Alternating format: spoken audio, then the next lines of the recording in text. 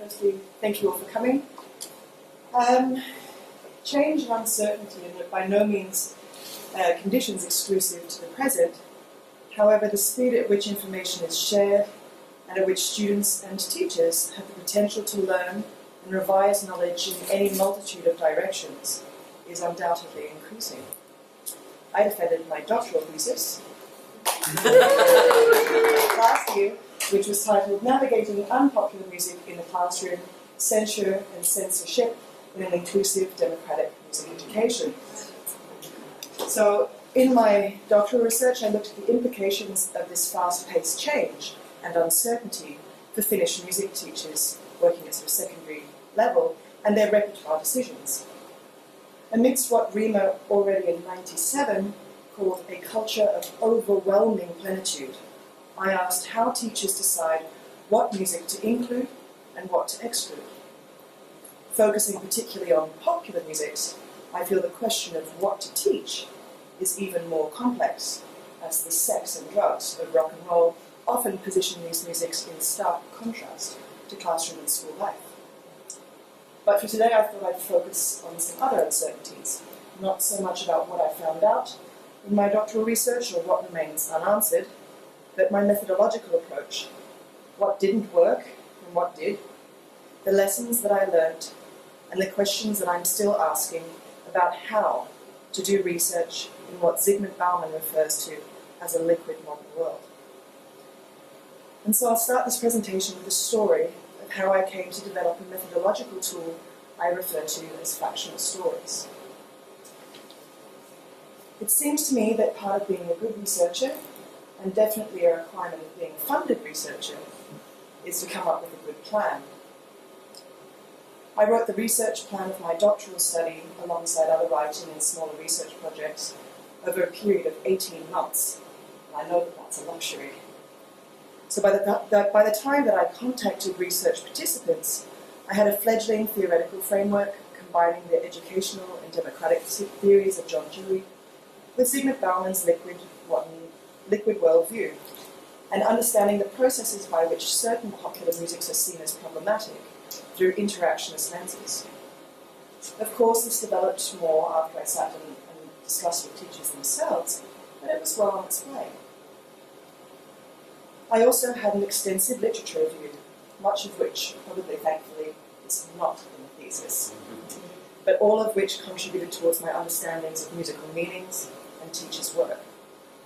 But most importantly for this presentation, I think, I had a very clearly defined methodological approach. In keeping with my theoretical framework, narrative inquiry seemed to be a comfortable fit. But how would I get hold of teachers' stories? I found a clear, neat, and logical approach devised by Erling Siegman, published in a 2006 edition of his book, Interviewing as Qualitative Research, that outlined a three-part semi-structured interview format. The first interview was supposed to locate participants' experience in context, aiming for what Siegman calls a focused life history, and gain some understanding of who it was I was actually talking to. The second interview was supposed to be the narrative meat of the study, focusing on teachers' details of experience, concrete, storied examples of when they had encountered inappropriate musics in their classrooms, and how they had reacted. The third interview was going to be an opportunity to reflect upon what these experiences meant to interviewees, and explore these meanings in relation to the information that I'd gained in the first two interviews. And so, armed with this element of certainty that the how-to guide provided, I agreed to meet 5 Finnish secondary school music teachers 3 times over a period of 2 months. I thought the first 2 interviews went pretty well. Teachers positioned me as an outsider to the Finnish secondary school music classroom. I'm originally Australian. And although I knew something of Finnish music education, I assumed the position being genuinely naive. Teachers very kindly took time to explain to me the Finnish music education system, the curriculum, their teacher training, and their day-to-day work as music teachers. They outlined their concerns relating to how particular musics fit, or rather didn't fit, with the values of the curriculum surrounding cultural norms or religious beliefs. They told me stories of the school as an institution, of school principals and staff, of parents, students, and their own roles as teachers. They also took time to describe what it was in the lyrics, or the accompanying imagery in music videos or album cover work, the mood of the music or perceived emotional effect that made the music seem kind of inappropriate. After the first 2 rounds of interviews, I thought I'd do a preliminary analysis so that I could kind of get some ideas together to take with me for the teachers to reflect upon in our third and final interviews. It was at that point I realised I had a fairly big problem.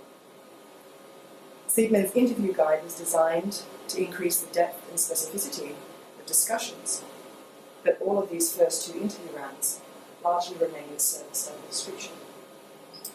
In my thesis, I write a little bit about why this might have happened, but at the end of the day, teachers had spent so much time describing in quite wonderful detail what was happening in their classrooms that we neglected what I was really interested in, questions of why and what for.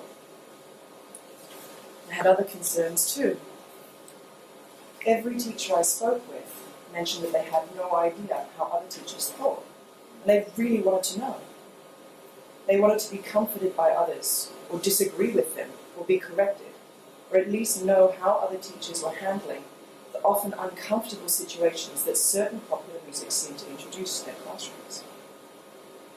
3 of the 5 teachers used a Finnish proverb to describe their work, Siperia opettaa, which translates to Siberia teaches.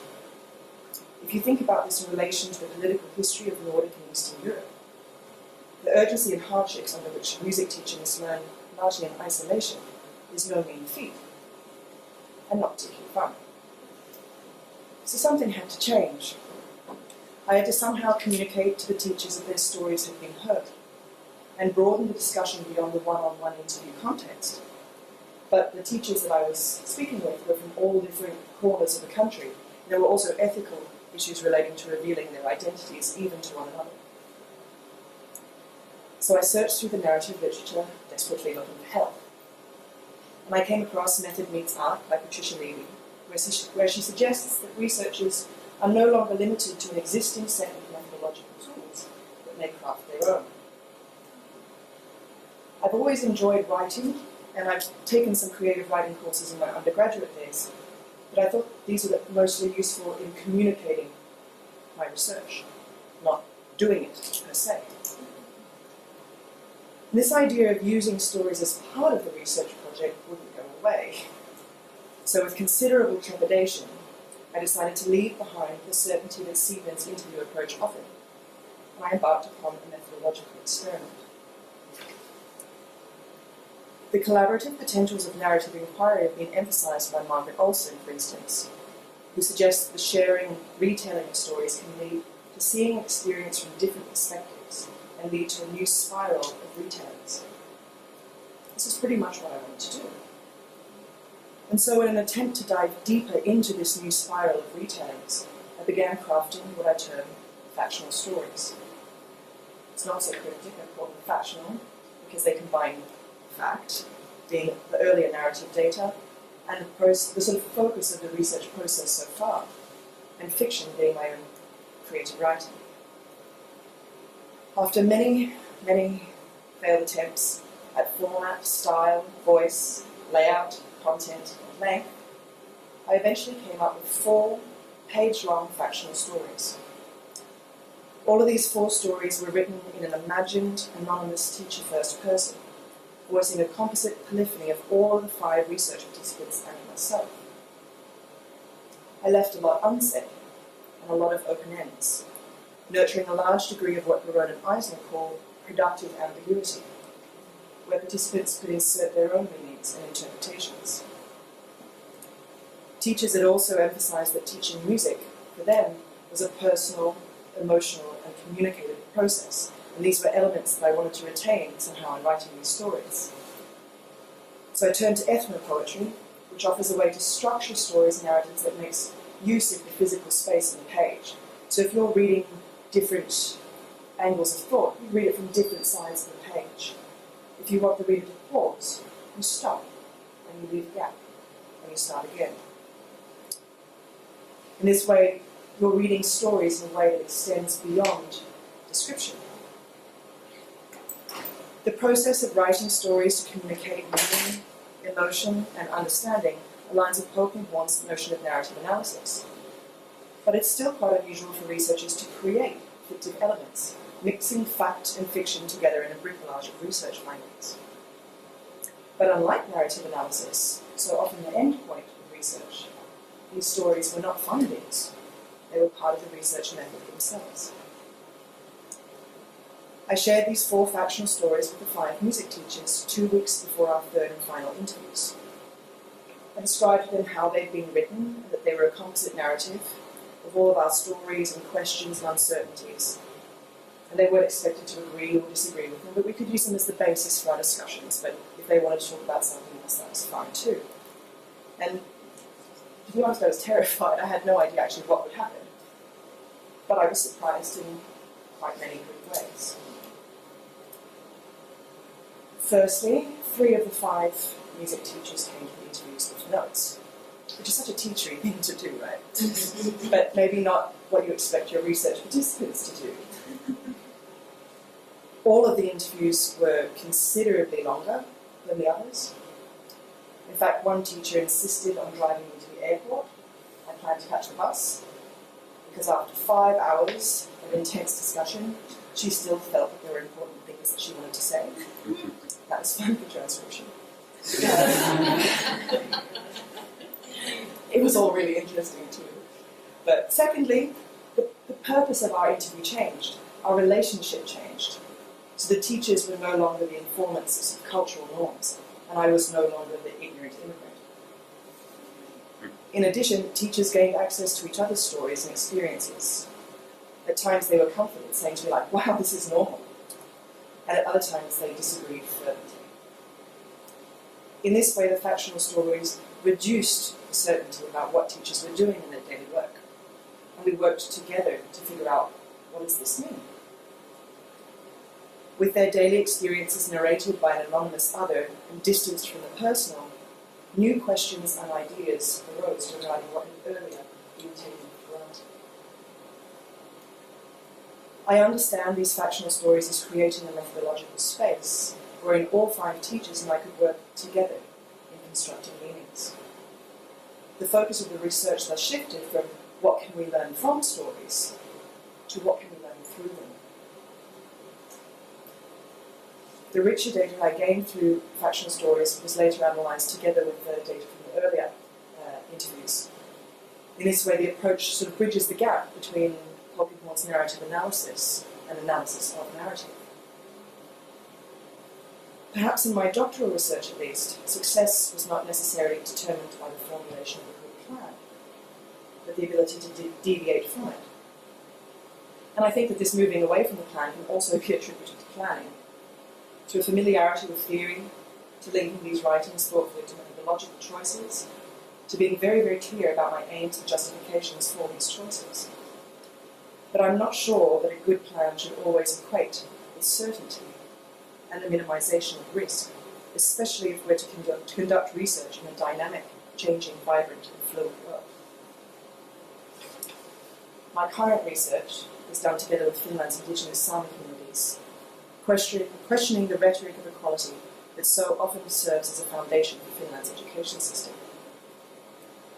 Together with Sami educational administrators and leaders, teachers and artists in not only music but dance, visual arts, film, handicraft and other art forms. I hope that we can collaboratively envision new possibilities for the democratization of extracurricular arts education in Finland. This has plunged me into a very different and, to be honest, unfamiliar world. I know nothing of what it means to be Sami, or indigenous, or minoritized. Initially I thought, because of all these already quite overwhelming considerations, that maybe I could try a somewhat less experimental, simpler approach to doing the research. And I was quite prepared to leave this kind of storing aside for the moment. But I've been told by the people that I'm working together with on this project that I have to story this research. This is partly because they understand this work as a form of teaching, and I do too. To teach Sami meanings, experiences or content through what we would consider to be traditional qualitative research methods is seen as colonial. Sami pedagogies are heavily reliant on story, but a different style and purpose of story than that which I think I kind of know. We also worry that the official cover story presented to government policymakers and others in power is all too easily dismissed. And we see story as one way to make research tangible, to ground it in people, experiences and emotions. This raises many new questions for me that are not only relevant for this particular research context, but could equally be applied in hindsight to my doctoral work. Do I have the right to Sami storytelling? Can I teach through Sami pedagogies? Who owns Sami stories? And do I have the right to take them? Co-write them? Whose voice or story counts when? Why? For what? Maybe more accurately, for who? And what stories should not be told? These are deeply ethical questions, perhaps with no correct answer, but they are also theoretical and methodological questions that I continue to pursue. After last week attending the International Congress of Qualitative Inquiry, I find myself quite seduced by a Deleuzean notion that maybe I don't need planning. And that strategies that emerge in fragments, actually much like fractional stories, might guide my work in new and exciting ways. I'm also troubled with the status that I assign to the interpretive account, and I'm wondering how to understand research relationships beyond the interaction between two distinct entities. I'm now doubting my privileging of voice as a representation of experience, and am enticed by Jackson and Mazet's call to seek the voice that escapes easy classification. A voice that doesn't make easy sense. A transgressive voice. A performative voice. In short, I'm hopelessly lost. And again, with considerable trepidation, I'm once again embracing uncertainty.